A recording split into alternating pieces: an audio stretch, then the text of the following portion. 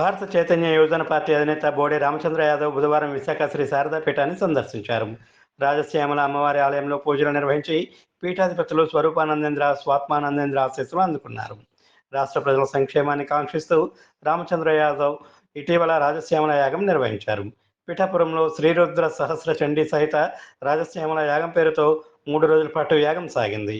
యాగం అనంతరం రాజశ్యామల అమ్మవారి అనుగ్రహం కోసం రామచంద్ర యాదవ్ విశాఖ శారదా పీఠాన్ని సందర్శించారు.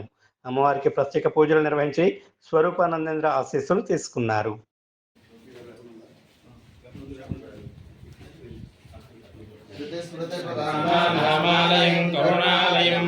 నమామి భగవత్పాదం శంకరం లోకశంకరం శంకరం శంకరాచార్యం కేశవం బాదరాయణం సూత్రభాష్యకృతం వందే భగవంతో పునః పునః.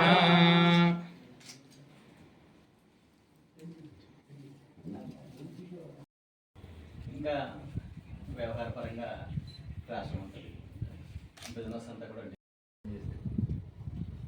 సార్ మిగతా అందరూ కూడా నమస్కారం పెట్టిన వాళ్ళందరూ ఫ్యామిలీ అంతా కూడా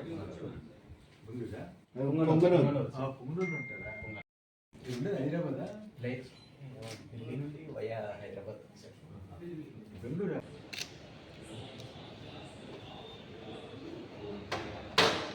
సహస్ర పరమాదేవి సుమూలా శాంకులా సర్వగం హతమే పాపం దుర్వా దుఃఖనాశనే రక్షాంధారయామి సమాన్ హస్తాయ సుఖేన ప్రియ ఆయుష్యేంద్రియ